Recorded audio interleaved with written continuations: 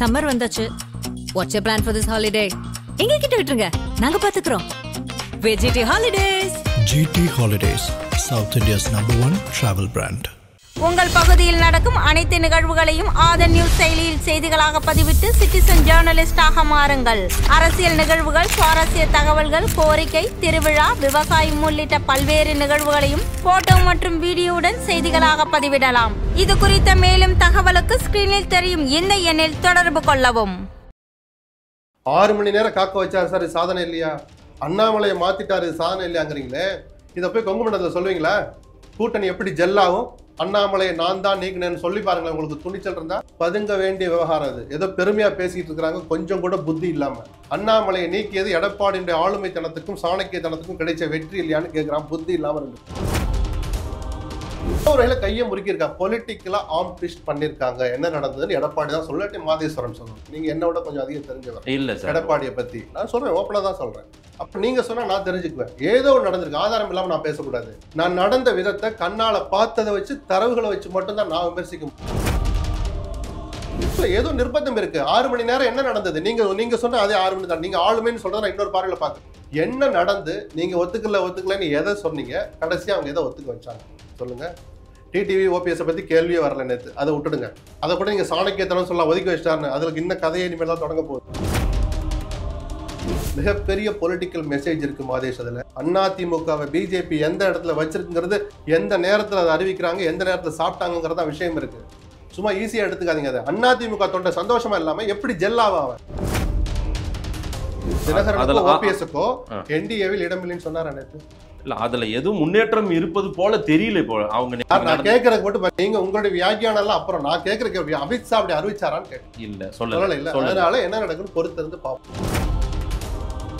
உங்களுக்கு பவர்ஃபுல் பர்சனா அண்ணாமலையை எடப்பாடி, செங்கோட்டையன், வேலுமணி அதை விட பவர்ஃபுல் பர்சனா அண்ணாமலை இருக்கிறதா நீங்க அடையாளம்? இன்னைக்கு அந்த கட்சி ஓரளவு பல லட்சக்கணக்கான இளைஞர்கள் திரண்டத பிஜேபிக்காக இல்லையே, அண்ணாமலைக்காக தானே திரண்டாங்க. இதை நான் பல நேரங்களில் சொல்லியிருக்கேன். அண்ணாமலை மீதான விமர்சனத்தை வச்சுக்கிட்டு இருக்கிற அதே நேரத்தில் பல லட்ச இளைஞர்களை அவர்கிட்ட திரள்றதுக்கு காரணம் அண்ணாமலைங்கிற அந்த தனிநபரால தான்றதை நான் சேர்த்து தான் சொல்லிட்டு இருக்கேன். ஒரு மதத்தை மட்டும் குறிப்பிட்டு போய் நக்கல் பண்றது, நையாண்டி பண்றது, இந்த சேஷ்ட பண்ணீங்கன்னா எந்த வகையிலையும் எந்த இயக்கத்துக்குமே பலன் இல்லை. ஒரு மதத்தினுடைய நம்பிக்கைகளை இழிவுபடுத்துறதுக்கோ நக்கல் பண்றதுக்கோ எவனுக்கும் எவருக்கும் அதிகாரம் கிடையாது. அந்த மத அடையாளங்களை போடாதீங்க. அதை சொல்றதுக்கு நீங்க யாரு? உங்களுக்கு என்ன அதிகாரம் இருக்கு? சரி சொல்றீங்க. அப்போ உடனே என்ன கேள்வி வருது? அப்ப கிறிஸ்தவர்கள் சிலுவை அணிஞ்சிருந்தா சிலுவை ஒரு கிளைச்சியாளர் ஏசுராஜன் ஒருத்தர் இருக்கிறாரு, சிலுவை அவர் வெளியே காட்டக்கூடாதா? உங்க பாஷைப்படி காட்டக்கூடாது. துணிச்சல் இருந்தால் அதையும் நேர்மையா சொல்லணும், அதே மேடையில் சொல்லணும்ல. இஸ்லாமியர்கள் ஃபுல்லாக வைக்காதீங்க, துணிச்சல் இருந்தால் சொல்ல முடியுமா? அதுதானே சார் நேர்மையான பார்வை. அது என்ன ஒரு மதத்தை மட்டும் போய் சீன்றது? ஆராசா மாதிரியான நபர்கள் அன்னைக்கு கண்டிக்கா விட்டு தான் பொன்முடி இன்னைக்கு உச்சத்துல போய் வக்கரத்தின் உச்சத்துல போய் பேசிருக்கு. ஓட்டு பிச்சை எடுக்கிற அரசியல் கட்சிகளுக்கு என்ன நக்கல் வேண்டி கிடக்கு? அதன் தமிழர்களுக்கு வணக்கம். பல்வேறு துறைகளில் ஆக சிறந்த ஆளுமைகளை சந்தித்து நாம் நேர்காணல் எடுத்து வருகிறோம். அந்த வகையில் மீண்டும் நம்மோடு இணைந்திருக்கிறார் மூத்த பத்திரிகையாளர் திரு SP லக்ஷ்மணன் அவர்கள். அவரிடம் கேட்பதற்கு நிறைய இருக்குன்னா வாரங்களோடமே கேட்போம். வணக்கம் SP சார். வணக்கம், எப்படி இருக்கீங்க? நல்லா இருக்கேன். அமித்ஷாவினுடைய தமிழக வருகை, அதற்கு பிறகாக ஒரு நாள் முழுமைக்கும் ஒரு பிரஸ் மீட் தள்ளி போய் ஒரு 6 மணி நேரம் கழித்து எடப்பாடி ஹோட்டலுக்கு போய் அங்கே பக்கத்தில் உட்காந்து அமித்ஷாவே முழு கூட்டணியும் அறிவிப்பை வெளியிடுகிறார். அதிமுக தலைமையில் எடப்பாடி தலைமையிலான NDA கூட்டணின்ட்டாரு. எடப்பாடியும் 2 வார்த்தை பேசியிருக்கணும், எல்லாருமே அதை தான் எதிர்பார்த்தாங்க, ஆனால் பேசலை. முதல்ல எடப்பாடி பிஜேபி அலையன்ஸுக்கே ஒத்துக்காம தான் இருந்தார். திடீர்னு டெல்லிக்கு போய் பார்த்தாரு. அதற்கு பிறகு நான் மக்கள் பிரச்சனையை தான் பேச போனேன்னாரு. அதனுடைய நீட்சியாக தொடர்ச்சியாக இதெல்லாம் நடக்குது. என்ன மாதிரி ஒரு சமரசத்துக்கு ஆளாக்கப்பட்டிருக்கிறார், அல்லது என்ன மாதிரி ஒரு உடன்பாடோடு பிஜேபியோடு கூட்டணி வைத்திருக்கிறார் எடப்பாடி பழனிசாமி? என்ன உடன்பாடுன்னு நாங்கள் அப்புறம் தான் பேசுவோம்னு சொல்லிட்டார். யாருக்கு எத்தனை சீட்டு, அமைச்சரவையில் எத்தனை பேருக்கு எத்தனை இடம், இதெல்லாம் நாங்கள் அப்புறம் பேசுவோம்னு சொல்லிட்டார். முதல்ல திமுக காங்கிரஸ் அந்த கூட்டணி, மற்ற பிற கட்சிகள் இணைந்த திமுக கூட்டணி மிக வலுவாக இருக்கிற போது அதிமுகவும் ஒரு அணியை அமைக்க வேண்டிய கட்டாயம் இருக்கு.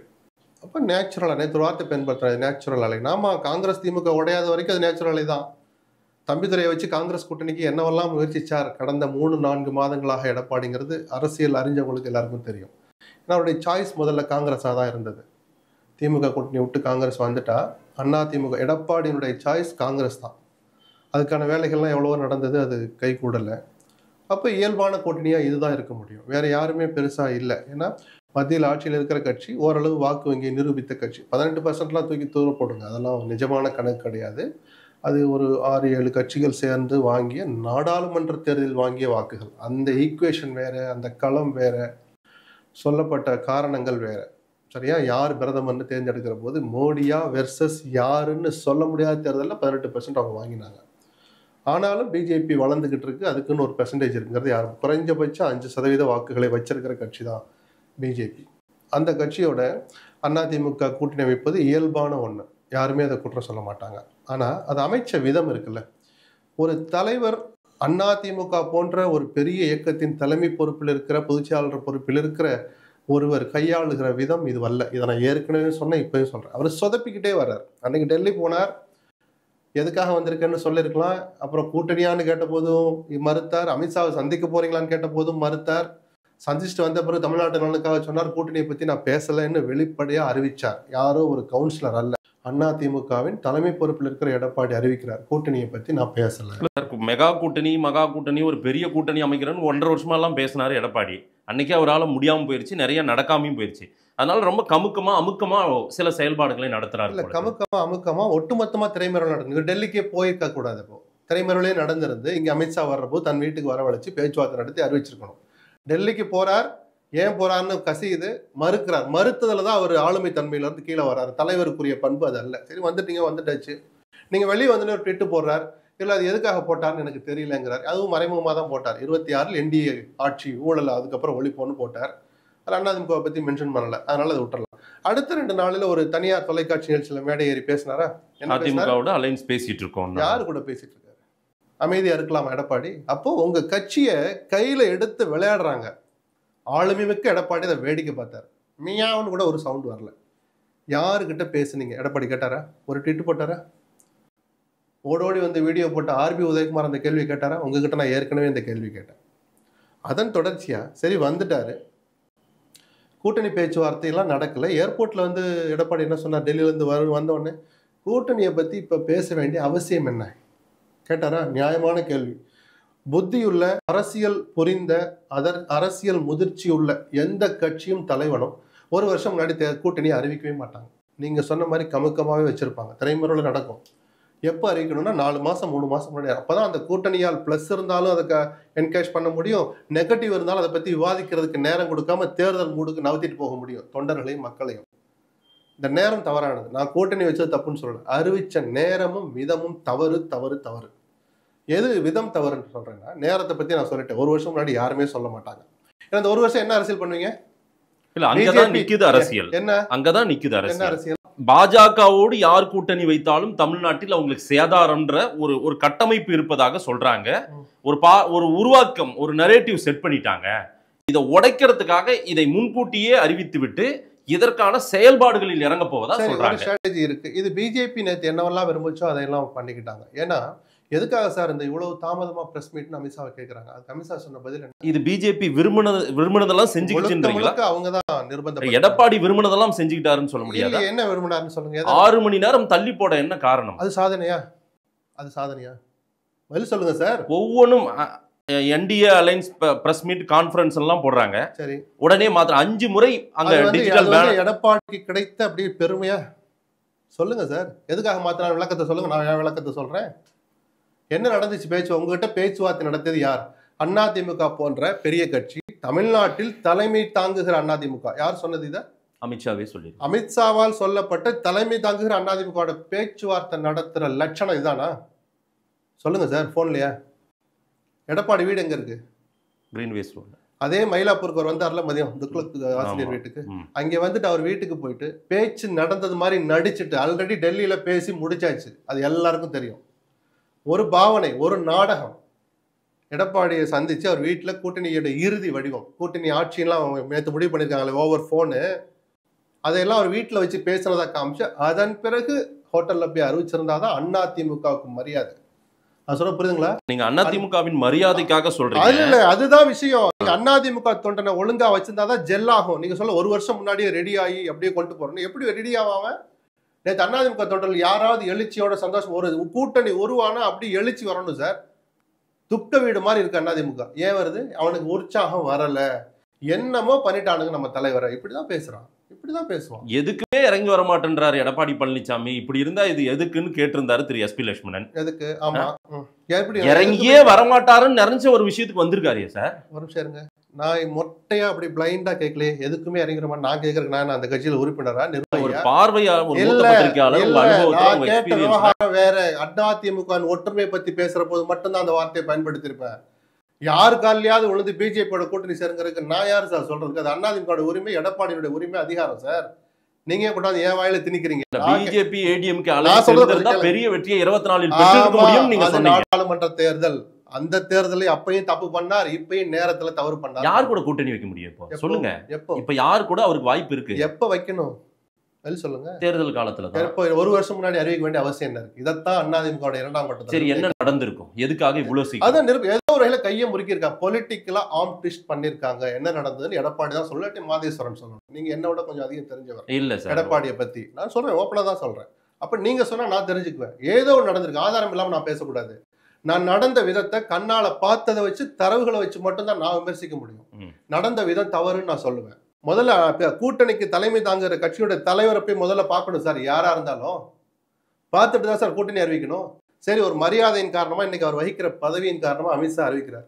2 வரையும் அவர் சொல்லிட்டு அவரை ஒரு வார்த்தை சொல்லலாமே. பேசினாரா எடப்பாடி? பேசினாரா? இல்ல. இது ஆளுமையா? இது சாணக்கியத்தனமா? 6 மணி நேரம் காக்க வச்சாரு சார், இது சாதனை இல்லையா? அண்ணாமலையை மாத்திட்டாரு, இது சாதனை இல்லையாங்கிறீங்களே. இதை போய் கொங்கு மண்டலத்தில் சொல்லுவீங்களா? கூட்டணி எப்படி ஜெல்லாகும்? அண்ணாமலையை நான் தான் நீக்கினேன்னு சொல்லி பாருங்களேன். உங்களுக்கு துணிச்சல் இருந்தா. பதுங்க வேண்டிய விவகாரம் அது. ஏதோ பெருமையா பேசிட்டு இருக்கிறாங்க, கொஞ்சம் கூட புத்தி இல்லாம. அண்ணாமலையை நீக்கியது எடப்பாடியுடைய ஆளுமைத்தனத்துக்கும் சாணக்கியத்தனத்துக்கும் கிடைச்ச வெற்றி இல்லையான்னு கேட்கிறான், புத்தி இல்லாம 2 பேர். இதை போய் வெளியே சொல்ல முடியுமா? அந்த அண்ணாமலைனாலதான் இந்த கட்சி எழுச்சியா இருக்குங்கிறது பல பேருக்கு தெரியும், 1000 விமர்சனம் இருந்தாலும். கொங்கு மண்டலத்தை போய் இதை சொல்லி நீங்க பிரச்சாரம் பண்ணுவீங்களா? ஒரு பொதுக்கூட்டத்துல பேசுவீங்களா? இதை தப்பான வாதம் சார் அது. இல்ல, பணிய வைத்திருக்காரு. நேற்றுக்கு நிறைய விஷயங்கள்ல பணிய வைத்திருக்கிறார், காத்திருக்க வைத்திருக்கிறார். இந்தியாவின் பல மாநிலங்களுக்கு போய் அரசியல் வியூகங்களையும் சாணக்கியத்தனத்தையும் பண்ற அமித்ஷாவை காக்க வச்சிருக்காரு சார். காக்க வச்சுட்டு என்ன ரிசல்ட் வந்துச்சு? என்ன ரிசல்ட்? கூட்டணி அவர் ட்விட்டர்ல பதிவு போடுற வரைக்கும் காத்திருக்காங்கல்ல, அதுக்கு பிறகுதான் காரியே புறப்படுது ஹோட்டலுக்கு. எந்த ட்விட்டர் போடுற வரைக்கும்? அண்ணாமலை இந்த மாதிரி பொறுப்பு கொடுக்குறோம் சொன்னது. அதைத்தான் நான் சொல்றேன். இதை போய் துணிச்சலா கொங்கு மண்டலத்துல போய் ஒரே ஒரு இங்க கரூர்ல ஆரம்பிச்சு பொள்ளாச்சி, கோயம்புத்தூர், நீலகிரி வரைக்கும் ஏதாவது ஒரு ஊர்ல கூட்டம் போட்டு எடப்பாடி பேசுவாரா? இது எனக்கு கிடைத்த வெற்றி, அண்ணாமலையை நான் தான் நீக்கினேன் சொல்லுவாரா? அது ராஜதந்திரமா? அது கூட்டணிக்கு அழகா? என்ன சார் பேசுறீங்க? எதை சாதனையோ அதை சாதனை சொல்லுங்க சார். உங்களுக்கு முன்னாடி நான் பாராட்டுவேன். இல்ல சார், என்டிஏ கூட்டணி ஆட்சின்னு அமித்ஷா போட்டாரு எடப்பாடி டெல்லியை பார்த்துட்ட உடனே. ஆனால் இன்னைக்கு அதிமுக தலைமையில் எடப்பாடி தலைமையிலான கூட்டணி ஆட்சின்னு வராரு. கூட்டணி ஆட்சிங்கிற வார்த்தையை நீங்க ஈஸியா கடந்து போறீங்க. 1980 தான் முதல்ல கூட்டணிங்கிறத அறிவிக்காம 2 பேரும் களத்துல இறங்கினாங்க. அது கூட்டணி ஆட்சிங்கிறது தான், வெளிப்படையா அறிவிக்கல. ஏன்னா பாதி இடங்களை பிரிச்சுக்கிட்டாங்க, திமுகவும் காங்கிரஸும். படுதோல்வி கிடைச்சது, மக்கள் ஏத்துக்கல, அதை நிராகரிச்சாங்க. 80க்கு பிறகு அறிவிக்கப்பட்ட ஒரு இதுன்னா இதுதான். இது ஒரு வருஷத்துல என்ன நடக்க போது எனக்கு தெரியாது. இன்னைக்கு வரைக்கும் நடந்து வச்சு பேசணும்னா கூட்டணி ஆட்சின்னு அறிவிச்சிருக்காங்கல்ல. இவ்வளவு பெரிய முடிவு எடுக்கிறாங்கல்ல, யாருக்கிட்ட எடப்பாடி விவாதிச்சிருப்பா நீங்க நினைக்கிறீங்க? விவாதிக்கலன்றீங்களா? யாருக்கிட்ட விவாதிச்சா நீங்க சொல்லுங்க. யாரெல்லாம் நீ சென்னையில இருந்தா நீங்க சொல்லுங்க. யாரெல்லாம் சென்னை கேபிஎம்ல இருந்து வேலுமணியில இருந்து ஆர்பி உதயகுமார் எல்லாருமே இருக்காங்க. மீதி 3 பேர். அடுத்த 4வது ஆளு வேற யாரும் இன்னும் வேற 4வது ஆளு செங்கோட்டையில சேர்க்க முடியாது. தனி ரூட்ல போறாரு சார். கேக்குறதுக்கு ஒருத்தருக்கு வவுச் பண்றது உங்க வேலையில என் வேலை இல்ல. இந்த 3 பேரை தாண்டி 4வது ஒருத்தர் பேரை சொல்லுங்கன்னு சொன்னேன். சொன்னீங்களா? வாயை திறந்து பேசுங்க சார், பேசுங்க சார். 4வதா யாராவது பாத்தீங்களா வீடியோல? இல்ல. 5, 6 அதிமுக அந்த 3 பேர் தானா? நான் இப்பவும் சொல்றேன், சகல அதிகாரமும் எடப்பாடிக்கு தான் இருக்கு. யாருமே மறுக்கல, யாரும் கேள்வி கேட்க முடியாது. ஆனால் கூட்டணி அறிவிக்க போற அன்னைக்கு குறைஞ்சபட்ச தலைமை கழக நிர்வாகிகள் இருக்கணுமா கூடாதா? ஒரு பத்திரிகையாளரா நீங்க சொல்லுங்க, இருக்கணுமா கூடாதா? என்ன சார், அதிமுக தொண்டர்கள் நிர்வாகிகள் விரும்பாத ஒன்றை எடப்பாடி பதில் சொல்லுங்க சார். ஒரு கூட்டணியை அறிவிக்கிறார், ஒரு வருஷம் முன்னாடியே அறிவிக்கிறார். ஏதோ காரணம், பொலிட்டிக்கல் ஸ்ட்ராட்டஜி, திமுக வீழ்த்தணும், அதெல்லாம் வேற பிளான்லாம் இருக்கும், நான் மறுக்கல. அப்படி அறிவிக்கிற ஒரு கூட்டம் நடக்க போகுது, தலைமை கழக நிர்வாகிகள் இருக்கணுமா கூடாது? இருக்கணும். யாராவது இருந்தாங்களா? 2 பேரை தவிர. உதயகுமார் அங்க இல்ல, அங்க இல்ல. அப்போ இது ஒரு விஷயம். எல்லாமே இருந்தாரு. நான் சொல்றது அந்த 3:30 மணிக்கு அவர் உள்ள போறாரு. அதுக்கு பிறகுதான் அவர் பயணமே தொடங்குது. 4வது ஆள் பேரை கேட்டு, 5வது ஆள் பேரை கேட்டு உங்களால சொல்ல முடியல. சிவி சண்முகம் இருந்தாரா? இன்னொரு துணை பொதுச்செயலாளர் ரத்தம் விஸ்வநாதன் இருந்தாரா? செங்கோட்டையன் கட்சியை விட்டா போயிட்டார். அப்போ உங்க மேல ஒரு சின்ன கோபம் இருந்தா நீங்க அவரை தூக்கி தூர போட்டுருவீங்களா? பதில் சொல்லுங்க சார். செங்கோட்டையன் கட்சியை விட்டு போயிட்டாரா இல்ல கட்சியை விட்டு நீக்கிருக்கீங்களா? ஒரு நிமிஷம் இருங்க சார், ஒரு நிமிஷம் இருங்க. டெல்லி போற போதெல்லாம் தங்கமணி அனுப்பிச்சிட்டு போனீங்க, தங்கமணி கிட்ட சொன்னீங்களா? ஒருத்தரையா ஏன் இன்விடேஷன் கொடுக்கல நான் கேட்கல. ஒரு பத்திரிகையாளரா இந்த நிகழ்வை நம்ம பாக்குறோம். பொதுவா இந்த மாதிரி பிடிக்காத ஒண்ணு நடந்துச்சு. அதெல்லாம் நான் வரேன் சார். ஏன் நீங்க ஏன் தாவிக்கிட்டு வர்றீங்க? நான் முதல்ல பேசி முடிச்சிடுறேன். ஒரு பெரிய நிகழ்வு நடக்குது அதிமுக மையப்படுத்தி. தலைமை கழக நிர்வாகிகள் இருக்கணுமா கூடாதா? ஒரு வேளை பதில் சொல்லுங்க. இருக்கணும். இருந்தாங்களா? இல்ல. ரைட். அதுக்காக கேபி முனுசாமி தகுதியற்றவர் அல்ல, வேலுமணி தகுதியற்றவர் அல்ல, ஏதோ இடதுசாரி வலதுசாரி இல்ல. அவங்கெல்லாம் பக்கா அதிமுக தொண்டர்கள், நிர்வாகிகள், மதிக்க தகுந்த தலைவர்கள். அதை கேட்கல. தலைமை கழக நிர்வாகிகள் எல்லாரும் இருந்து வீட்டுல எல்லாருமே போய் மேடை ஏற முடியாது. அங்கே சேர் லிமிட்டட் தான். எடப்பாடி வீட்டுல வச்சு ஒரு ஆலோசனை நடந்து இது நடக்க போகுது, அறிவிக்க போறோம் சொன்னாரா? இல்ல. சரி, அதை விடுங்க. மிகப்பெரிய விஷயம் நான் சொன்ன மாதிரி 80க்கு பிறகு கூட்டணி ஆட்சிங்கிறத முன்னாடி அறிவிக்கிறேன். அது தோல்வி அடைந்த கோஷம். தமிழ்நாட்டு மக்களால் இதுவரைக்கும் நிராகரிக்கப்பட்ட கோஷம். அது இனிமேல் அது ஜெயிக்கலாம். நம்ம கையில் அது கிடையாது. இவ்வளவு பெரிய முடிவு எடுக்கிறார்ல. ஆட்சி அதிகாரத்தில் பங்குங்கிற வார்த்தையை அதிமுக முதல் முறையா சொல்லுது. செல்லூர் ராஜ் இருந்து ஆர்பி நாங்கெல்லாம் அப்ப முடிவு எடுப்போம் தான் சொன்னாங்க. விஜய் கேட்கிற போது, விஜய் சொன்ன போது, திருமாவளவன் துணை முதலமைச்சர் பதவி திமுக கிட்ட அவருக்காக சிலர் கேட்ட போதும் அதிமுக சலசலப்பு ஏற்பட்டு அவங்க பேட்டி கொடுத்த போல என்ன அதெல்லாம் அப்ப தலைமை முடிவெடுக்கும், கட்சி முடிவெடுக்கும் சொன்னாங்களா? பொன்னையன், ஆர்பி உதயகுமார், செல்லூர் ராஜ். இப்ப ஒரு ஆட்சி அதிகாரத்துல பங்குன்னு கொடுக்குறீங்களே, எத்தனை பேர் முடிவெடுத்தீங்க? கேள்வி வருமா வராதான்னு மட்டும் சொல்லுங்க. வரும் சார். நம்ம காத்திருப்போம். தேர்தல் காலம் வரைக்கும் காத்திருப்போம். இதிலுமே சில மாற்றங்கள், உருமாற்றங்கள் நிகழும் என்பதுதான் பலருடைய. நீங்க இவ்வளவு பெரிய ஒரு தலைவர் அறிவிக்கிறாரு, நீங்க இதுல மாற்றம் வரும்னு சொன்னீங்கன்னா சொல்லி பாருங்களேன், தைரியம் இருந்தா. நான் திருப்பி அங்கதான் வந்து நிக்கிறேன். அதிமுகங்கிற தலைமை பொறுப்புல இருக்கிற எடப்பாடி, யாரோ ஒரு எடப்பாடி நீங்களும் கிண்டல் பண்ணலாம், நானும் கிண்டல் பண்ணலாம். அவ்வளவு பெரிய இயக்கத்துடைய பொதுச்செயலாளர் பொறுப்புல இருக்கிற எடப்பாடி ஆளுமையோட இருக்கணும்னு ஆசையோட சொல்றேன் நான். இதை நீங்க அந்த அடிப்படை விஷயத்தை நீங்களே புரிஞ்சுக்கல, அப்புறம் எப்படி எடப்பாடி என்ன மிரட்டிட்டாங்கன்றீங்களா? இல்ல, ஏதோ நிர்பந்தம் இருக்கு. 6 மணி நேரம் என்ன நடந்தது? நீங்க சொன்ன அதே 6 மணி தான். நீங்க ஆளுமைன்னு சொல்றத நான் இன்னொரு பார்வையில பாக்குறேன். என்ன நடந்து நீங்க ஒத்துக்கலன்னு எதை சொன்னீங்க? கடைசியா அவங்க எதை ஒத்துக்க வச்சாங்க சொல்லுங்க. டிடிவி ஓபிஎஸ் பத்தி கேள்வியே வரல நேத்து, அதை விட்டுடுங்க. அதை கூட நீங்க சாணக்கியத்தனம் சொல்லலாம், ஒதுக்கி வச்சிட்டாருன்னு. அதுக்கு இன்னும் கதையை இனிமேல் தான் தொடங்க போகுது. அது ஒரு பக்கம் இருக்கட்டும். என்ன கதை இருக்கு? எதுவுமே என்ன முற்று பெறல, அப்படியே நீடிச்சிருவாரா? சொல்லுங்க சார். டிடிவிக்காவது அடையாளம் இருக்கு சார், மற்றவர்களுக்கு இருக்கட்டும். அதை பத்தி நீங்க ஏன் சார் கவலைப்படுறீங்க? இல்ல, ஒரு கேள்வி. அதை பத்தி நீங்க ஏன் கவலைப்படுறீங்க? அதிமுக ஒற்றுமையை பத்தி பேசினா மாதேஸ்வரனுக்கு என்ன கவலை? எனக்கு ஒரு கவலை. நல்லது நடக்கட்டும், கேட்டுக்கோங்க, அவ்வளவுதான். சரி சார். அது தப்பு கிடையாது. நீங்க ஒரு கேள்வியா கேட்கலாம். அவங்களுக்கு என்ன இருக்குன்னு கேட்கிற உரிமை நமக்கு கிடையாது. நான் உங்களுக்கு ஒரு பாடமாவே சொல்லித்தரேன். ஓபிஎஸ் பின்னாடி என்ன இருக்குன்னு எடப்பாடி கேட்கலாம், மாதேஸ்வரன் கேட்கக்கூடாது. சரிதானா? செல்லூர் ராஜ் கிண்டல் பண்ணலாம், மாதேஸ்வரன் கேட்கக்கூடாது. நாம நிகழ்வுகளை விமர்சிக்கணும், பார்க்கணும், அவ்வளோ சொல்றோம். அந்த கட்சி நல்லா இருக்குன்னு வார்த்தை சொன்னீங்களா? அதே தான் எனக்கும். திராவிட இயக்கங்கள் நல்லா இருக்குங்கிற அந்த பார்வையில பார்க்குறோம். நம்ம அதை தப்புன்னு சொல்லலையே. இப்படியெல்லாம் இருக்கிற போது இதை ஒரு சாணக்கியத்தனோன்னு சொல்லி கொண்டாடுற அளவுக்கு இல்லை ஒன்றும் இல்லை. என்னுடைய பார்வையில நேற்று அதிமுகவுடைய பலவீனம் அம்பலப்படுத்தப்பட்டதுன்னு தான் நான் சொல்லுவேன். இது எந்த விதத்திலையும் இது அதிமுகவுக்கு ஒரு துளி கூட பிரயோஜனம் இல்லை. நேற்று நடந்த நிகழ்வுகள் இன்னும் சொல்ல போனா தன்னுடைய அதிகாரத்தை அது விட்டு கொடுத்திருக்கு. ஆட்சி அதிகாரத்தில் பங்குன்னு அதிமுக எந்த காலத்துல சொல்லியிருக்கு? முதல் முறையா சொல்லியிருக்காங்க சார். நீங்க அதை சாணக்கியத்தனங்கிறீங்க. சொல்லுங்க. 6 மணி நேரம் காத்திருக்க வச்சார், பேனரை மாத்திக்க வச்சு என்ன நடந்திருக்கணும்? அறிவிப்பன் நான் வெளியிடுவேன், அதிமுக தலைமையில் கூட்டணி. அமித்ஷா சொன்னது இவரும் சொல்லலாம். ஆட்சி அதிகாரத்தில் பங்குங்கிறத தேர்தல் முடிந்த பிறகு முடிவு பண்ணுவோம். இதுதான் சார் சாணக்கியத்தனம், இதுதான் ஆளுமை. பேனரை மாத்திட்டாங்க சார், 6 மணி நேரம் காக்க வச்சாங்க சார், இது ஒரு சாதனையா? அதிமுக போன்ற இவ்வளவு பெரிய ஒரு மக்கள் இயக்கத்துக்கு தலைமை தாங்குற ஒரு செய்யற காரியமா சார் இது? அதை போய் சாதனை வேற சொல்லிட்டு வர்றீங்க. அவர் சங்கடப்பட்டான்னு நான் பாக்குறேன். ஒரு வகையில பரிதாபப்படுறேன் எடப்பாடிக்கு. அவருடைய பாடி லாங்குவேஜ் பாத்தீங்களா? அந்த 3/4 மணி நேரம் பிரஸ் மீட் நடக்கிற போது உற்சாகமா இருந்தாரா? சொல்லுங்க. சாணக்கியத்தனம் இருந்தா உற்சாகம் இருந்திருக்கணும். எங்க போச்சு அந்த உற்சாகம்? நான் சொல்ற பாயிண்ட புரிஞ்சுக்கிட்டீங்களா? அதிமுகவை எங்க வைக்கணுமோ அங்க வைக்க தவறிட்டாங்கிறது தான் இவ்வளவு ஆதங்கமா நான் பேசுறேன். அந்த வீட்டுல எடப்பாடி வீட்டுல டிஸ்கஷனை முடிச்சுட்டு அதுக்கப்புறம் தான் சார் நீங்க கூட்டணியே அறிவிக்கணும். அறிவிச்சுட்டு வந்து சாப்பாடு சாப்பிடுறது பேரு என்ன சார்? அது அவங்க ஒரு சீக்வன்ஸ் வச்சிருப்பாங்க. என்ன சீக்வன்ஸ்? இது சீக்வன்ஸ் சார். ஒரு பத்திரிகையாளனுக்கு கேள்வி கேட்கிற உரிமை இருக்கு. எது சீக்வன்ஸ்? அப்பதான் நான் கேட்கிறேன், உங்களையும் சேர்த்தே கேட்கிறேன். என்னையோட நல்லா விவரம் தெரிஞ்சவர். இந்த கூட்டணி பேச்சுவார்த்தை எங்க நடந்துச்சு? மனப்பூர்வமா நேர்மையா பதில் சொல்லுங்க.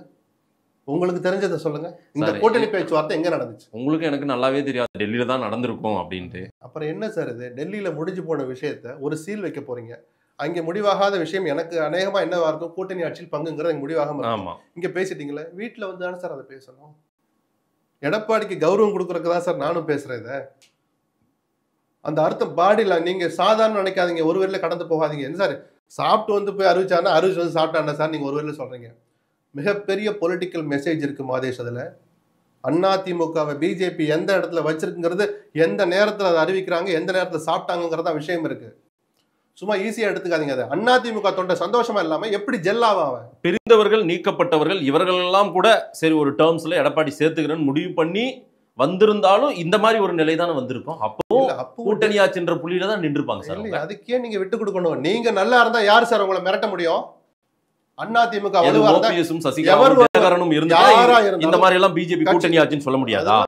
உட்காந்து பேசுவாங்க. இப்படி ஒரு பயந்துகிட்டு போகணும்னு அவசியம் இல்லை. இருங்க அப்புறம் பேசுவோம், ஒத்துக்கலாம், எலெக்ஷன் அப்போ ஒத்துக்கலாம். ஒரு வார்த்தை வந்திருக்கும், புரியுதுங்களா? எந்த இடத்துல எல்லாம் அதிமுகவின் கௌரவத்தை காப்பாற்றணுமோ காப்பாத்துறதுக்கு ஒருத்தர் இன்னொருத்தர் யோசனை சொல்லியிருப்பாங்க. 21 என்ன நடந்துச்சு, அமித்ஷா இரவு நேரத்துல பேசின கூட்டத்துல என்ன பேசினாரு எக்ஸ்போஸ் பண்ணது வெளியிட்டதே முதல்ல எஸ்பி லட்சுமணன் தான்.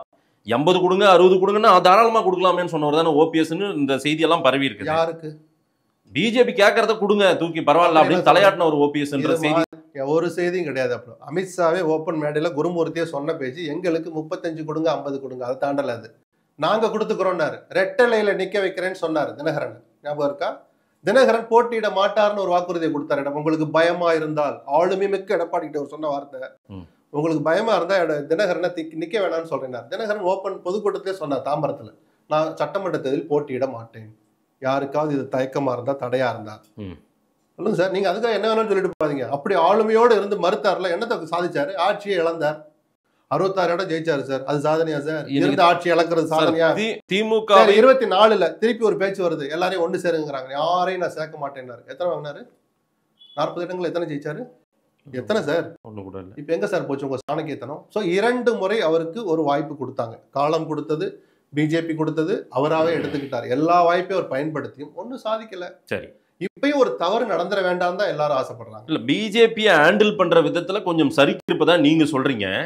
ஆனால் அவரு இவங்கெல்லாம் வேண்டான்றத முடிவை அவங்க வாயாலே சொல்ல வச்சிருக்காருல்ல. யாருக்குரிய பிஜேபி அடிக்கடி பிரஷர். நேத்து என்ன சொன்னாரு? அவங்க கட்சி விவகாரங்கள் அந்த எல்லாம் நாங்க தலையிட மாட்டோம். சரி, அவங்க வேண்டான்ற வார்த்தை வந்துச்சா? மாதேஷ் ஒரு உள்துறை அமைச்சர் சொன்ன வார்த்தையை நீங்க புதுசா திணிக்காதீங்க. நான் சொன்ன வார்த்தை அப்படியே சொல்லுங்க. 7 சேர் போட்டது சொல்லுங்க. யார் சார்? அமித்ஷா சொன்ன வார்த்தை என்ன? அதிமுகவின் உட்கட்சி விவகாரங்கள் நாங்க தலையிட மாட்டோம். நேர்மையான வார்த்தை அதுதான். ஆனா இன்னைக்கு அவங்க தான் பஞ்சாயத்து பண்றாங்க. ஒரு தலைவர் அப்படிதான். எங்க யார் பஞ்சாயத்து பண்ணல? அவங்க தான் மற்ற பேர். 7 சேர் போட்டதுல எடப்பாடி விடுங்க சார், அவரு டிமாண்ட் பண்ணிட்டு இருந்தாரு, ஏதோ ஒன்று பண்ணிட்டு இருந்தாரு உட்காந்துட்டு. மத்த 5 பேர் உட்காந்துருக்கணும்ல. மத்தவங்க ஜி.கே. வாசன் ரெடியா இருந்தாரு, போய் பார்த்தாரு, எல்லாமே நடந்துச்சு. இல்ல ஓபிஎஸ்க்கு ஏன் வாய்ப்பு கொடுக்கல? தினகரன் ஏன் அதை பண்ணல? தினகரன் வாசனை கூப்பிடல. ஜான் பாண்டி வாசன் போய் பார்த்து ஒரு நிமிஷம் இருங்க சார். வாசனை என்ன சார் போச்சு சேர்ல உட்கார வைக்கணுங்கிறீங்க, அப்புறம் போய் பார்த்தாருங்கிறீங்க. உங்க நோக்கம், உங்களுடைய பார்வை இவங்கெல்லாம் வரல, பார்வை ஸ்கிப் பண்ணிட்டாங்க சார். நானும் சொல்றேன், இப்ப நடந்தது நேத்து எடப்பாடியை பிடிச்சு கக்கத்துல உட்கார வைக்கணும், இதுதான் அவங்க விரும்பினாங்க. அதுதான் நேத்து நடந்தது. வேற யாராவது ஒரு தலைவரை கூப்பிட்டு ஜான் பாண்டியனை உட்கார வச்சாங்க சார், தினகரன் உட்கார வைக்கல. டிஃபரன்ஸ் ஊரறிஞ்சு மாதேஷ் விளக்கணும்னு அவசியம் இல்லை, லக்ஷ்மணி அதை தடுக்கணும்னு அவசியம் இல்லை, உலகத்துக்கே தெரியும். வாசன் வந்துட்டார் சார், பச்சமுத்து வந்துட்டார் சார், ஜான் பாண்டியன் வந்துட்டார் சார். இப்படி எல்லாம் கூட்டணி கட்சி தலைவர்களை சொல்லுங்க. ஓபிஎஸ்ஸையும் தினகரனையும் ஒதுக்கிட்டாங்கன்னு நீங்க தாராளமா சொல்லலாம், யாரும் அதை மறுக்க மாட்டாங்க. நேற்று அவர் சொன்ன வார்த்தை என்ன? உட்கட்சி விவகாரத்தில் நான் தலையிட மாட்டோம்னாரு. அப்படிதானே சார் சொல்லுவாங்க? ஆமா, வர வெள்ளிக்கிழமை பஞ்சாயத்து வச்சிருக்கிறோம், இப்படியா சொல்லுவார் அமித்ஷா? அது ஒரு பக்கம் இருக்கட்டும்.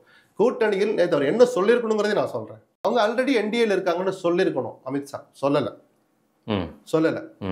அவங்களுக்கு இங்க இடம் இல்லைன்னு சொல்லல. ஆமாவா இல்லையா? சொன்னாரா? இல்ல தினகரனுக்கும் ஓபிஎஸ்ஸுக்கோ என்டிஏவில் இடம் இல்லைன்னு சொன்னாரா நேற்று?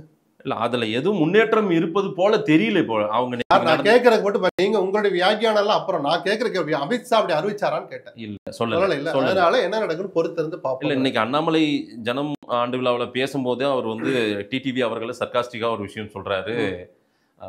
அவர் இதயம் நல்லா இருக்குது, அவரை மருத்துவமனை போய் படுத்ததும் சரிதான், காலங்கள் மாறும், எல்லாமே ஒரு நல்லது நடக்கும்னு காத்திருப்போம் அப்படின்னு தான் சொல்றேன். அதுக்கு என்ன அர்த்தம் நினைக்கிறீங்க? நாங்க கைவிட்டோம்னா இன்னைக்கு டிடிவி முதல்ல மேடை ஏத்திருப்பாங்க. இல்ல அவருக்கு அண்ணாமலை சொல்ற வார்த்தையை நான் எப்படி என்ன அர்த்தம் எடுக்கட்டும். முதல்ல அந்த உறவு இல்லைன்னா முதல்ல அந்த மேடைக்கு ஒரு போயிருப்பாரா, அழைச்சிருப்பாங்களா? நான் சொல்றது புரியுதா? அந்த டிவி எந்த டிவின்னு தெரியும், யாரு பின்னாடி இருக்கான்னு தெரியும். அந்த மேடையில பிஜேபி தலைவர்கள் இருக்கிற மேடைக்கு முதல்ல தினகரனை அழைச்சிருப்பாங்களா?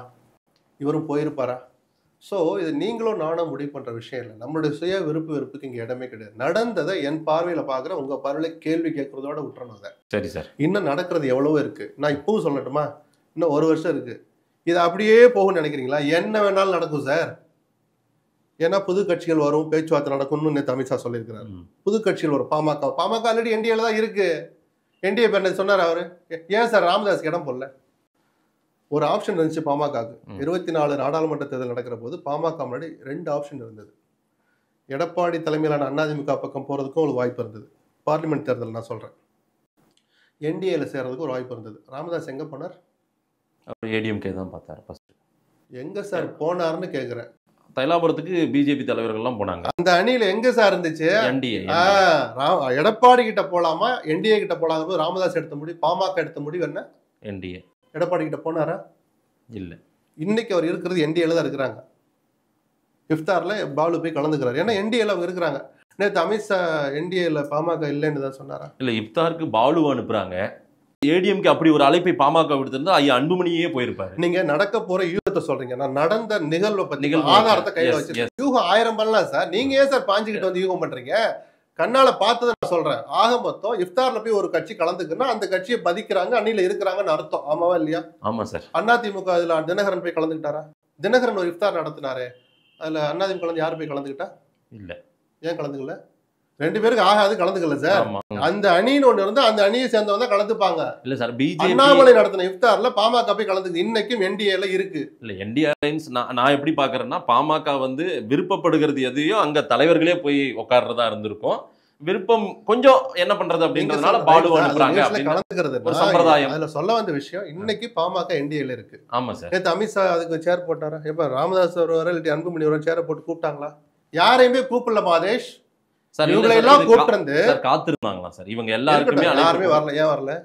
இதற்கு எடப்பாடியும் ஒரு காரணம்னு சொல்றாங்க சார். என்ன எடப்பாடி இங்கு பல விஷயம் நான் வரதால வேற எந்த தலைவர் உட்கார கூடாதுன்னா அப்படி எத்தனை மாதேஷ் நீங்களும் முட்டு கொடுப்பீங்க? முட்டு இல்ல சார். ஏன்னா இதெல்லாம் தப்பு மாதேஷ். சரி சார். நமக்கு என்ன ஒரு யூகம் பண்ணலாம். நானும் யூகம் பண்றேன். ஒரு எல்லை தாண்டி நம்ம பண்ணக்கூடாது. சரி சார். ஒரு எல்லை தாண்டி ஒருத்தர் பின்னாடி நிக்க கூடாது. இது நடந்திருக்கலாம், அவ்வளவுதான். முடிச்சுட்டு வெளியில வந்துடணும். சோ இப்ப என்னன்னா, நேற்றைய நிகழ்வு நான் முதல் வரி சொல்லிட்டு அதிமுகவுக்கு வேற ஆப்ஷன் இல்ல. திமுக காங்கிரஸ் கூட்டணியோட வரைக்கும் பிஜேபிங்கிற இயல்பான கூட்டணிங்கிறதுல எனக்கு உடன்பாடு உண்டு. அதை மக்கள் எப்படி பாக்குறாங்க அப்புறம். தமிழ்நாட்டுக்கு இன்னைக்கு வரைக்கும் துரோகம் செஞ்சுட்டு இருக்கிற பிஜேபி ஞாபகத்துக்கு வந்துச்சுன்னா அதே மரியாதை அதிமுக அந்த அன்னைக்கும் கிடைக்கும். அதெல்லாம் அப்புறம் வேற ஆப்ஷன் இல்லைன்னு சொல்றேன். அறிவிக்கப்பட்ட நேரம் 2/7 அறிவிக்கப்பட்ட விதம் அதிமுகவை அவமானப்படுத்தினது தான் என்னுடைய. இது திமுகவுக்கு தான் வலு சேர்க்கும் மாதிரி இருக்குமா? ஏன் அப்படி போறீங்க? அப்படி போக வேண்டாம். இன்னும் இந்த அணி பலப்பட்டாதான் திமுகவுக்கு திரட்டா மாறும். அது சரிதானா? இன்னைக்கு இருக்கிற வடிவத்துல இது ஒரு பிரயோஜனமும் படாது. நீங்க அது உங்களை மாதிரி சாதனையாளர்கள் இது அண்ணாமலை நீக்கி விட்டான்னு போய் சொல்லி பாருங்க, முடிஞ்சு கதை. இந்த கூட்டணியுடைய கதை இப்ப எடுக்காம செல்ஃப் எடுக்காம முன்னாடியே முடிஞ்சு போயிடும். தைரியம் வந்தா போய் சொல்லுங்களேன், அண்ணன் எடப்பாடி தான் அண்ணாமலை நீக்கினார்னு. அந்த கூட்டணி விளங்குமா? நான் எங்க சார் சொன்னேன்? ஒரு பேச்சுக்கு அதிமுக சொல்றேன். அதிமுக சேர்ந்த யாராவது ஒருத்தர் அண்ணன் எடப்பாடிக்கு கிடைத்த வெற்றி அண்ணாமலை நீக்கும்னு போய் சொல்ல முடியுமா? அப்புறம் அது ஒரு சாதனையா மாதேஷ்? இது சாணக்கியத்தனம் இல்ல, சத்தம் இல்லாம உள்ளூர சந்தோஷப்பட வேண்டிய விஷயம். ஈகோ சாட்டிஸ்ஃபை ஆயிடுச்சு. சரி, அம்மாவை சீண்டனா அவனை பதவி விட்டு எடுத்தோன்னு சாதாரண தொண்டை பேசுவான், கலோக்கியலாம். எடப்பாடிக்கு ஒரு திருப்தி இருக்கும். பரவாயில்ல, நம்ம ஒரு கோரிக்கை வச்சோம், சத்தம் இல்லாம ரூமுக்குள்ள அவங்களை எடுத்துட்டாங்கன்னு வெளியே சொல்லி கொண்டாட முடியாத வெற்றி இது. அது சாணக்கியத்தனம்னு சொல்லாதீங்கன்னு சொல்றேன். 21ல உங்க அளவு உயரம் இவ்வளவுதான், உங்களுக்கு இவ்வளவுதான் சீட்டு அப்படின்ற ஒரு எல்லையை போட்டாரு பிஜேபிக்கு. அதை ஏன் எடப்பாடி அடுத்து செய்ய மாட்டாரு அப்படின்றது? செய்யணுங்கிறது விருப்பம், ஆனா செய்ய வாய்ப்பு இல்லை. அன்னைக்கு அதிகாரமிக்க முதலமைச்சராக அவர் இருந்தார். ஓகே, இன்னைக்கு அதிகாரம் இல்லை. அதிமுக வாக்கு வங்கி இழந்திருக்குது, ஆவணப்பூர்வமா ஆதாரம் இருக்கு. 2 தேர்தலில் வாக்கு வங்கி குறைஞ்சிருக்கு. அன்னைக்கு ஒரு படி கையை மூடி இருக்கிற வரைக்கும் தான் என்ன இருக்குன்னு ஒரு கியூரியாசிட்டி இருக்கும். விரிச்சாச்சுன்னா எவ்வளவுதானான்னு இருக்கும். அப்படி விரிச்சாச்சு அதிமுக பர்சன்டேஜ். இதெல்லாம் பிஜேபியும் பார்ப்பாங்க. ஆனா இன்னொரு ஆங்கிள், அவன் கூட நல்லபடியா போகட்டும். ஏன்னா திமுகவுக்கு ஒரு வலுவான எதிரணி இருந்தாதான் ஜனநாயகத்துக்கு நல்லது. இது ஒரு வலுவான எதிரணியா? இன்னும் ஆகல, இன்னும் ஆகணும். இது பத்தாது. டெல்டால சவுத்ல எப்படி சார் இந்த அணி ஜெயிக்கும்? யார் சார்? இப்ப மத்தவங்க வந்துருவாங்க சார், மத்தவங்க வந்துருவாங்க சார். ஏன் நீங்க ஏன் பதட்டப்படுறீங்க? வந்துருவாங்க சார். நீங்க ஏன் சார் பதட்டப்படுறீங்க? வரட்டும், வாழ்த்துக்கள் சார். நான் இன்னைக்கு இருக்கிற காட்சியை சொல்றேன். டெல்டாலை சவுத்லையும் இந்த அணி போதாது. பாட்டாளி மக்கள் கட்சி உறுதிப்படுத்தினால், தொடர்ந்து நாங்க என்டிஏல தான் இருக்கோம்னு உறுதிப்படுத்தினால், வட மாவட்டங்கள்ல வலுவான கூட்டணி இது. இப்ப இருக்கிற அணியே கொங்குல ஓரளவு வலு சேர்க்கிற அணி. அண்ணாமலை பத்தி நீங்க மூச்சு கூட விடக்கூடாது. நாங்க தான் அண்ணாமலை நீக்கணும்னு சொன்னீங்கன்னா அது கதை கந்தல். புரியுதா? நீங்க ஆனா அண்ணாமலை சவுத்துலயும் இல்ல பொங்கல் பவர்ஃபுல் பர்சனா அண்ணாமலையை எடப்பாடி, செங்கோட்டையன், வேலுமணி அதை விட பவர்ஃபுல் பர்சனா அண்ணாமலை இருக்கிறதா நீங்க அடையாளம் இன்னைக்கு அந்த கட்சி ஓரளவு பல லட்சக்கணக்கான இளைஞர்கள் திரண்டது பிஜேபிக்காக இல்லையே, அண்ணாமலைக்காக தானே திரண்டாங்க. இதை நான் பல நேரங்களில் சொல்லியிருக்கேனே. அண்ணாமலை மீதான விமர்சனத்தை வச்சுக்கிட்டு இருக்கிற அதே நேரத்துல பல லட்ச இளைஞர்களை அவர்கிட்ட திரள்றதுக்கு காரணம் அண்ணாமலைங்கிற அந்த தனிநபரால தான்றதை நான் சேர்த்து தான் சொல்லிட்டு இருக்கேன். அதனாலதான் விஜய் கட்சி ஆரம்பிச்ச போது பாதிப்பு பிஜேபிக்கு இருக்கும், காரணம் அண்ணாமலையை நம்பி போனாங்கன்னு சொன்னேன் நான். சரி, திருமாவளவன் கிட்ட இளைஞர்கள் இருக்காங்க, சீமான் கிட்ட இளைஞர்கள், இவங்களுக்கெல்லாம் பாதிப்பு வரும்னு சொன்ன ஞாபகம் இருக்கா? இதை வச்சுதான் சொன்னேன். அதனால கொங்குலையும் பாமக தொடர்ந்து என்டிஏவில் நீடித்தால் வட மாவட்டங்கள்லையும் இந்த அணி வலுவான அணியா இருக்கும். திமுக பல இடங்கள்ல வீழ்த்துற அணியாகவும் இருக்கும். ஆட்சியை பிடிக்கிறதுக்கு இது போதாது. ஆனா தென் மாவட்டங்கள்லையும் டெல்டாலையும் இந்த அணி போதுமானதாக இருக்காது. அங்க பாமகவுக்கு செல்வாக்குள்ள என்டிஏல நீடிச்சா கூட இது பத்தாது இல்ல. நாடாளுமன்ற தேர்தலையே முக்குளத்தோர் வாக்களிக்கலைங்கிறது தெரிஞ்சு போச்சுல்ல. என்னுடைய பார்வை அதிமுகவை ஒட்டி நான் பார்க்கறத நான் ஒரு கேள்வியா கூட நான் வைக்கிறேன்.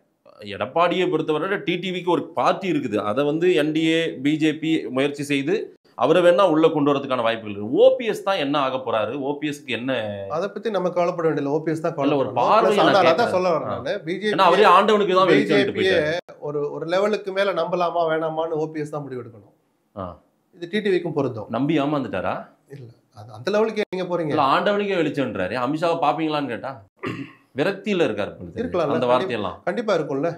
ஏன்னா அதிமுக ஒற்றுமைப்படுத்திட்டு அதுக்கப்புறம் இந்த கூட்டணி அமைச்சிருக்கணும். அதுதான் சீக்வன்ஸ், கரெக்டான சீக்வன்ஸா இருந்திருக்கும், தொண்டர்களுக்கு திருப்தியா இருந்திருக்கும். அதனால இப்ப நான் நேற்று நடந்ததுல அதிமுகவுக்கு என்ன லாபம் கிடைச்சுன்னு ஒரு லாபம் சொல்லுங்க.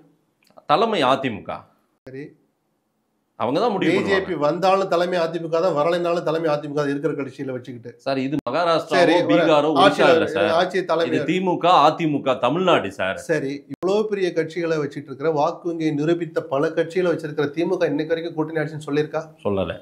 இவர் சொல்லிட்டாரு, சொல்றதுக்கு ஒத்துக்கிட்டு அவர் வேலை இந்த நிமிஷம் வரைக்கும் வரல, வராது. ஏன்னா அவ்வளவு சந்தோஷமா இருக்க மாட்டார் எடப்பாடி. இப்போ அது பலமா சார் சொல்லுங்க. அதிமுக தலைமை சார் சொன்னீங்களே, ஆட்சியில பங்குங்கிறது எவ்வளவு பெரிய முடிவுன்னு தெரியுமா உங்களுக்கு? அவருடைய அர்த்தம் தெரியுமா? தேர்தலுக்கு முன்பாகவே தோல்வி ஒப்புக்கொண்டதாக அர்த்தம். ஆட்சியில பங்கு தரதுக்கு அர்த்தம், அதனுடைய இன்னொரு அர்த்தம் முதல்ல புரிஞ்சுக்கோங்க. அரசியல் புரிஞ்சா அது புரியும். இப்ப சொல்லவே கூடாது. அது உள் அறையில ஒப்பந்தத்துல, வெளியிடப்படக்கூடாத ஒப்பந்தத்துல போட வேண்டிய விஷயம் அது.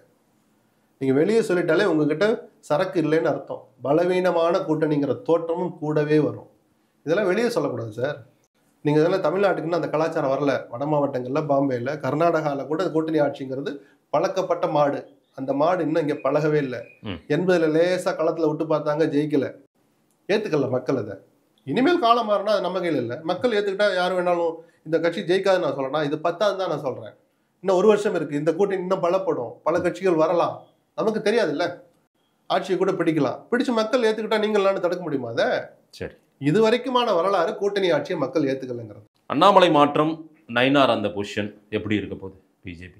இல்ல, அண்ணாமலை மீது இது நாள் வரைக்கும் மோடியும் அமித்ஷாவும் வச்சிருந்த நம்பிக்கையை அவர்கள் திரும்ப பெற்றுக்கிட்டாங்களோன்னு தோணுது. அந்த வார்த்தை தான் எனக்கு திருப்பி சொல்ல தோணுது. ஏன்னா நிரூபிச்சாரா? அந்த நம்பிக்கை இருந்திருந்தா அவர் நேற்று நாமினேஷன் ஃபைல் பண்ணுங்கன்னு சொல்லியிருப்பாங்க. அந்த நம்பிக்கை தொடர்ந்து இருந்தா அவரை தொடர்ந்து வச்சிருப்பாங்க.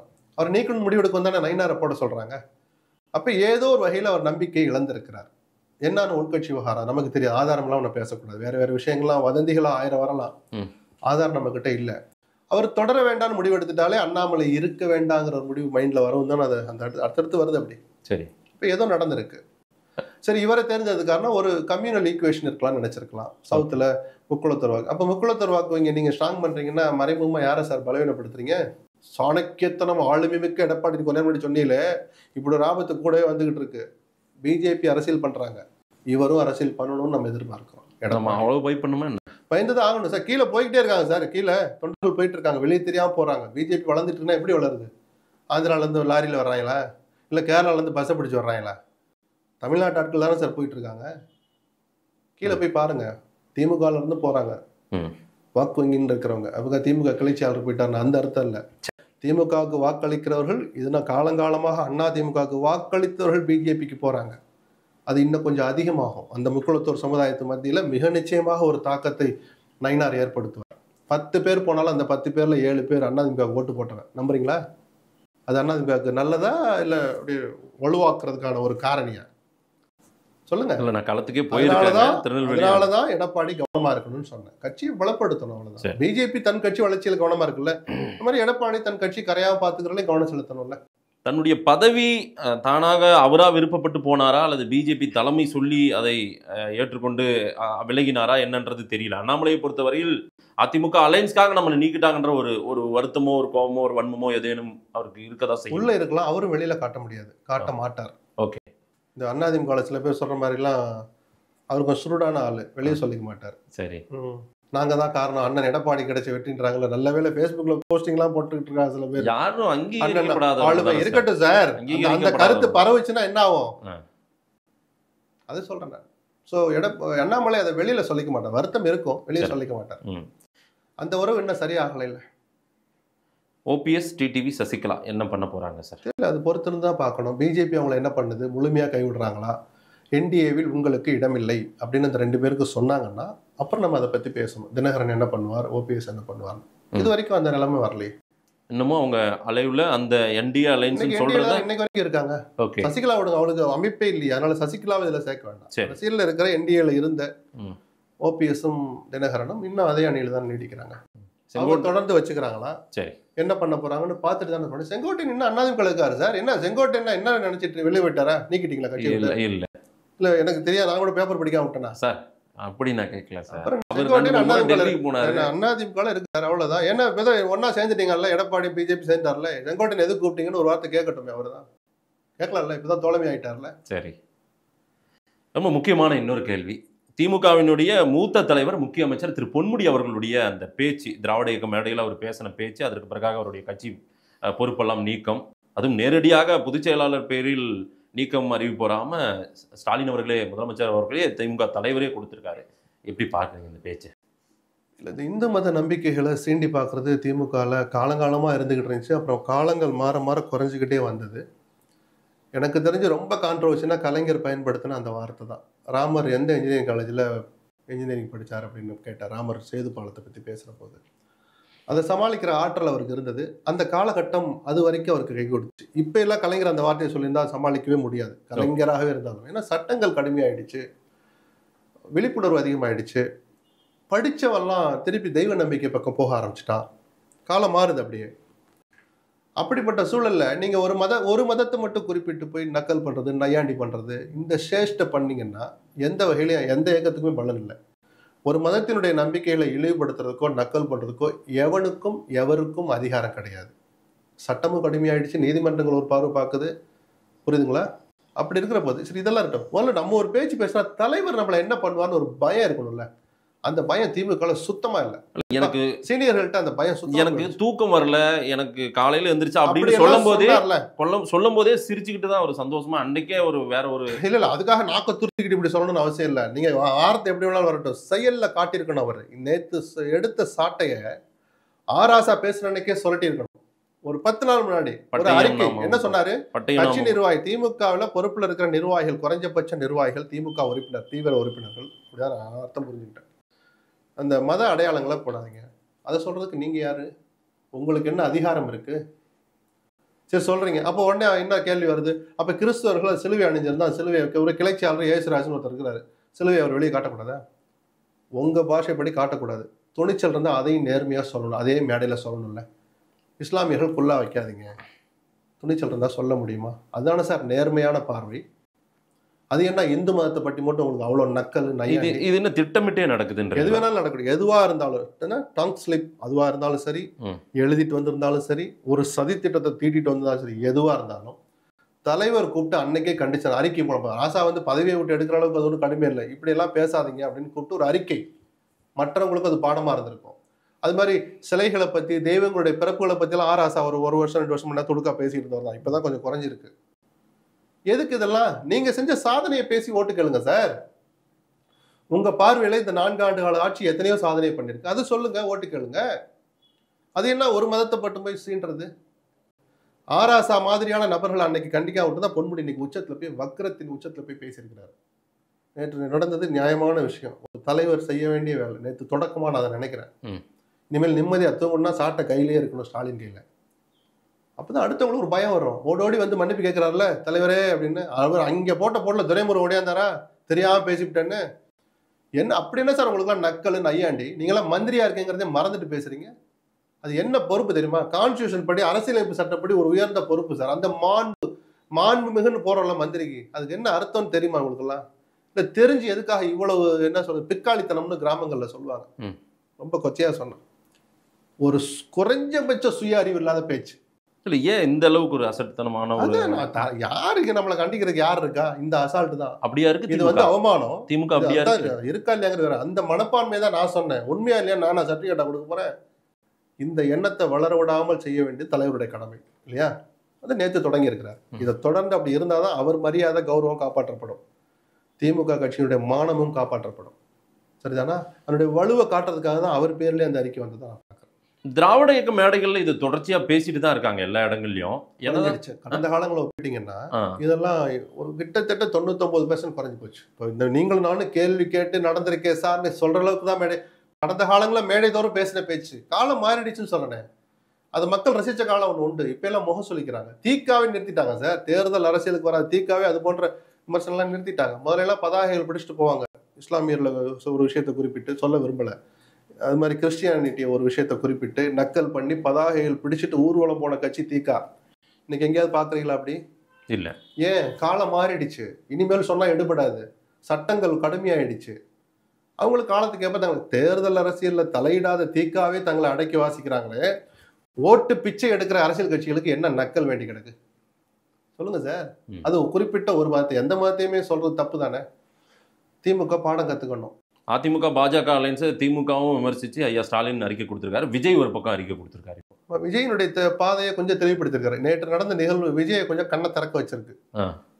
என்ன பண்ணலாம் அப்படின்னு. ஆக இனிமேல் ஏடிஎம்கே கிட்ட துண்டு போட முடியாது அப்படின்னு வந்தனாலதான் முதல் முறையாக அதிமுக எதிராக கொஞ்சம் கடுமையான வார்த்தை. இல்ல ஏடிஎம்கே கிட்ட அவர் துண்டு போட்டாரா, ஏடிஎம்கே விஜய் கிட்ட துண்டு? ரெண்டும் தான். ஆக மொத்தம் ஒரு துண்டு இருந்துச்சுலாங்கண்ணே. யார் வேணா போட்டுக்கிட்டோம். கூட்டணி நடக்க அதனாலதான் இவங்களும் ரொம்ப அடிக்காம இருந்தாங்க. விஜயும் இவங்களை ரொம்ப திட்டாம இருந்தார். நேத்துல இருந்து இன்னைக்கு காலையில அறிக்கை வந்திருக்கு. ஒரு அப்ப தனியா ஒரு அணி அமையுதுன்னு 4வது அணி. ஏன்னா சீமானா ஆல்ரெடி சொல்லிட்டு இருக்காரு நான் தனியா தான் நிற்பேன்னு. 4 அணிகளை ஓரளவு உறுதிப்படுத்தி இருக்கிறார் விஜய். நிறைய விஷயங்கள் சார். அதிமுக பாஜக கூட்டணியில் நடந்திருக்கிற பல உள்ளரசியல் குறித்து நீங்க பேசியிருக்கீங்க. மக்கள் என்ன சொல்றாங்கன்னு பார்க்கலாம். நேரம் கொடுத்து பேசியமைக்கு நன்றி எஸ்பி. நன்றி.